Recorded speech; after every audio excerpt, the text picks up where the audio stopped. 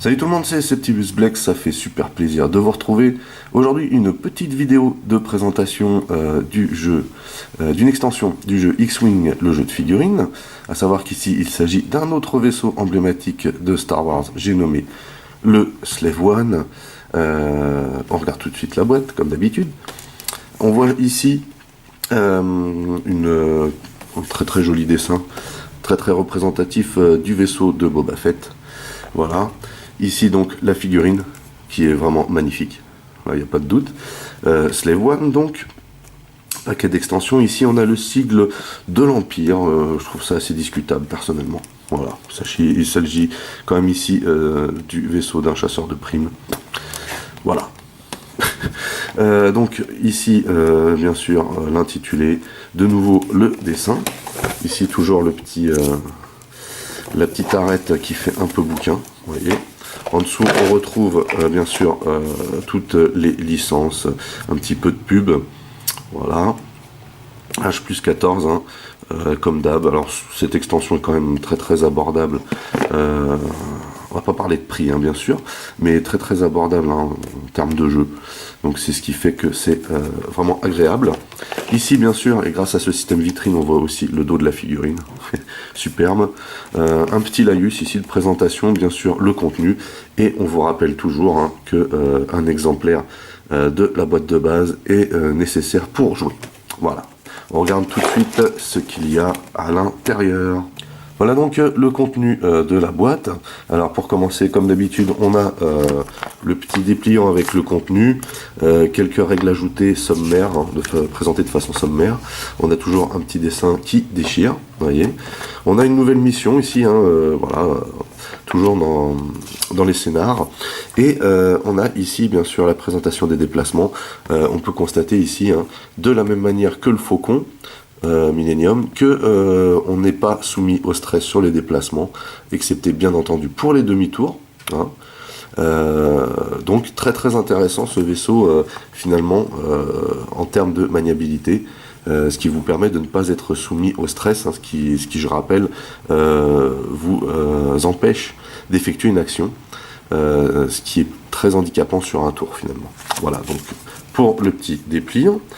Ensuite, on a le magnifique vaisseau, donc la magnifique figurine de ce vaisseau, super bien détaillé. Vraiment, la peinture nickel, trop bien foutu. Les détails sur les ailerons, ici. Là, on a pareil, on a beaucoup de détails, de déclinaisons de peinture, d'effets d'ombre. C'est vraiment excellent. On a bien sûr les canons.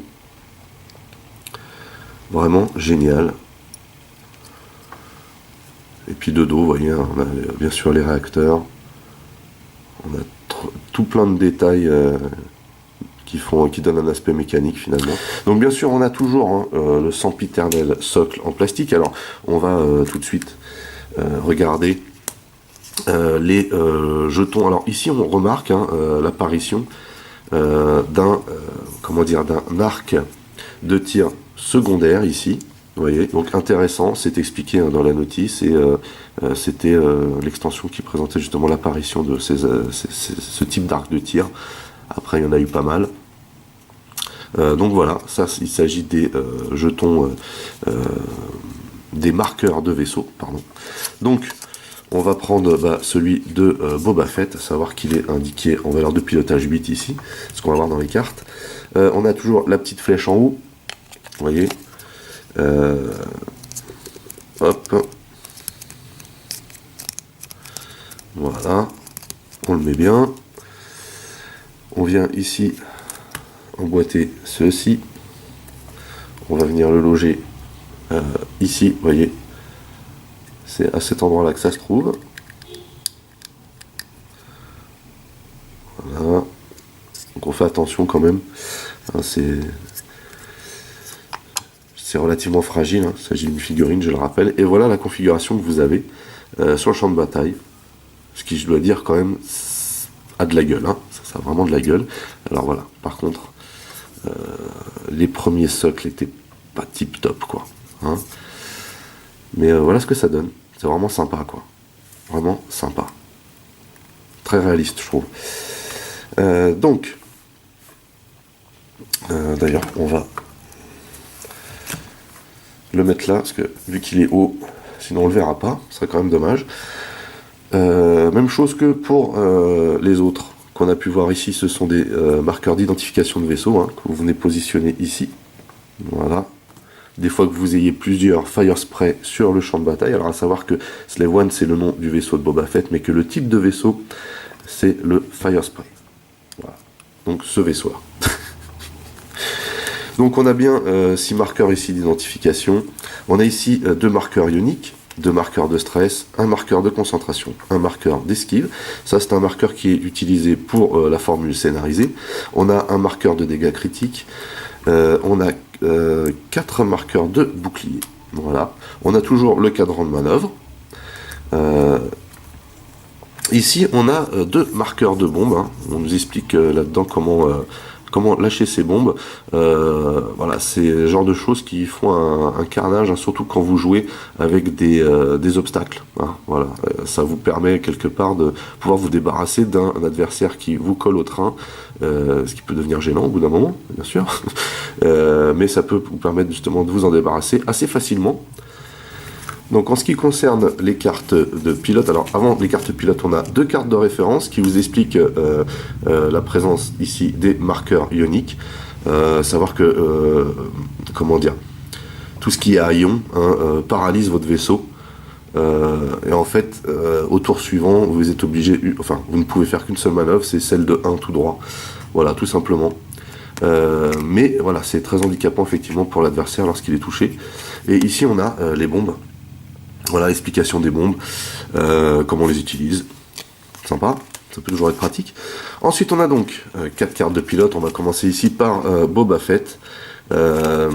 Ici, donc valeur de pilotage 8. Hein, on a 3 dés d'attaque, 2 dés de défense quand même, 6 de coque, 4 de bouclier. Donc un beau monstre, hein, ce Fire Spray 31. Voilà. La barre d'action lambda ici avec concentration, ciblage et esquive, hein, quand même.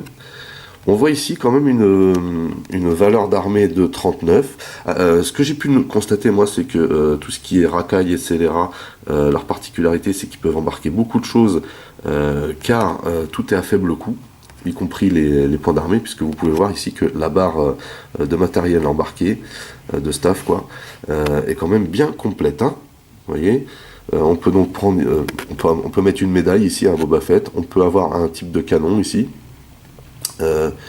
Ici on peut avoir donc une mine, un passager et si je ne me trompe pas ici il s'agit d'un missile. Donc pas mal de staff, voilà, très très bonne carte de pilotage. Et bien sûr ici on a quand vous révélez une manœuvre de virage sur l'aile droite ou gauche, c'est-à-dire virage léger, hein, vous pouvez tourner votre cadran sur la manœuvre de virage sur l'aile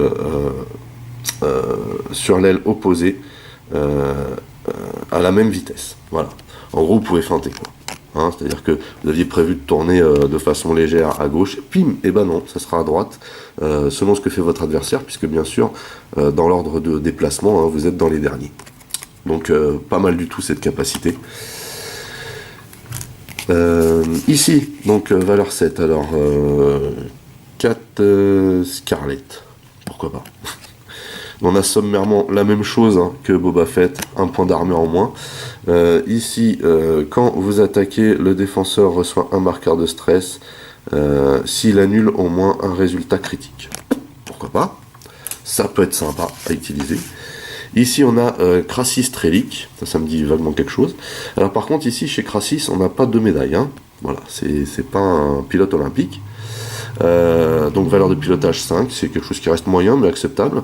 Quand vous attaquez avec une arme secondaire, vous pouvez relancer un dé d'attaque.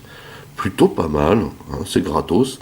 36 seulement, ça aussi c'est pas négligeable. Et bien sûr ici on a le pilote débutant, à savoir le chasseur de primes, valeur de pilotage 3.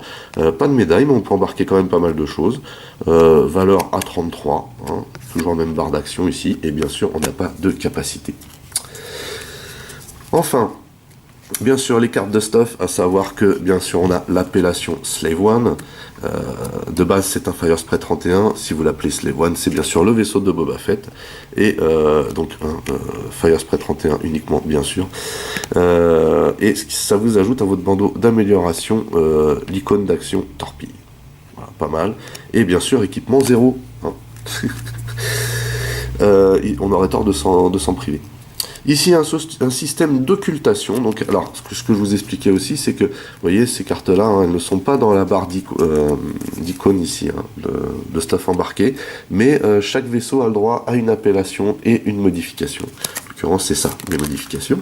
Et on a ici 2 cartes de système d'occultation qui vous permet d'augmenter votre valeur d'agilité de 1. Donc, la valeur d'agilité, ce sont bien sûr les dés de défense.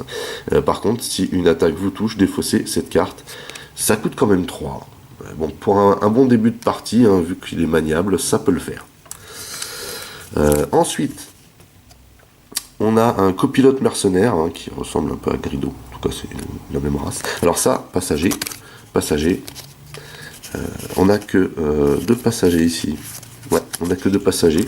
Le reste du matériel étant vraiment du lourd quand même. Donc, copilote mercenaire, valeur 2. Voilà. Ça vous permet, quand vous attaquez à portée 3, d'échanger un des résultats dégâts contre un résultat critique. Pas mal. Franchement, pas mal. Ici, on a le canonnier, hein, qui est l'équivalent de Luke Skywalker, mais en moins bien. Hein. Donc, bien sûr, de Luke Skywalker en tant que passager. Le canonnier a une valeur de 5, mais il permet, après avoir effectué une attaque qui ne touche pas, d'effectuer immédiatement une attaque d'arme principale. Et par contre, on ne peut pas effectuer d'autres attaques sur ce tour. Pas mal. Ensuite, on a donc tout ce qui est bombe. C'est indiqué de cette manière. On a donc la mine de proximité, ce qui est ceci. Vous voyez ? Voilà. Donc bien sûr, le système veut que lorsque c'est un vaisseau qui passe à proximité ou qui passe dessus, je crois, sur le socle, traverse ce rond. Et comme vous pouvez voir, le rond est quand même assez imposant. Ça explose, vous voyez. Donc c'est pas mal comme système. À savoir que ici, hein, il s'agit d'une action, ça vous prend la place d'une action, alors que ici, les charges sismiques, hein, c'est, comment dire, vous défaussez de la carte hein, après avoir révélé votre cadran de manœuvre, voilà, comme indiqué. Ensuite, on a des cartes de pilote, on en a 2, donc prise de risque ici, hein. Donc cette carte de pilote vous permet de faire une action, donc à 4. Hein. Jusqu'à la fin du tour, on augmente la valeur d'arme principale de 1. Par contre, on réduit la valeur d'agilité de 1 aussi. Voilà, donc ça c'est pour les joueurs plus aggro. Hein. Ici, on retrouve Instinct de vétéran pour 1, qui est toujours pratique comme carte. Voilà, si on n'a rien d'autre à mettre. Ici, par contre, alors on a 2 types de canons. Voilà, c'est ça. Donc ici, c'est l'icône canon. Et on a canon laser lourd. Alors moi, c'est une carte que j'utilise, que j'aime bien. Comme arme secondaire, c'est plutôt pas mal. Hein. Ça tire à 2 ou 3. On utilise 4 dés. Par contre, ça coûte 7 de place. Hein. Et on doit changer tous les résultats critiques en dégâts normaux. Donc, mais c'est vraiment, moi j'aime beaucoup cette carte-là, même si ça prend pas mal de place en termes de points d'armée. Et après, par contre, on a le canon ionique à 3, hein, plutôt sympa pour paralyser. En plus, il a une portée étendue hein, de 1 à 3. Il attaque à 3D. Donc le principe c'est que dès que ça touche, en fait vous retirez tous les dégâts, mais vous mettez un marqueur ionique. Il faut savoir que les marqueurs ioniques hein, un seul marqueur ionique a un effet sur un petit vaisseau. Par contre sur les grands vaisseaux il en faut au moins 2. Voilà. Et on termine avec ceci, les missiles, hein, missiles d'assaut, ce sont les missiles lambda, ils coûtent quand même 5, ça fait très mal les missiles d'assaut, donc bien sûr c'est une attaque en acquisition de cible, vous voyez, si cette attaque touche chaque autre vaisseau situé à portée 1 du défenseur subit un dégât. Voilà. Et on a ici les missiles à tête chercheuse, alors ici c'est portée 2 ou 3, valeur 4, valeur d'attaque 4, valeur tout court 5. Et ici, donc toujours le même système d'acquisition de cible, le défenseur ne peut pas utiliser de marqueur d'évasion durant cette attaque. C'est normal, ce sont des missiles à tête chercheuse. Voilà. Bah écoutez, je pense qu'on a tout vu. Hein. J'ai été très content de vous présenter le Slave One. C'est un vaisseau que j'aime énormément, comme beaucoup j'imagine. Sur ce, n'oubliez pas que vous pouvez lâcher des commentaires en dessous, que si vous avez aimé, un petit pouce en l'air, ça fait toujours plaisir. Vous pouvez aussi partager mes vidéos, hein, c'est cool, ça me fait de la pub. Pour les nouveaux, n'oubliez pas de vous abonner à ma chaîne. Vous pouvez aussi checker mes autres revues, Masques, Transformers et autres, mais aussi mes playlists. En attendant, je vous donne rendez-vous à très très vite. Portez-vous bien et à la prochaine. Allez, bye bye.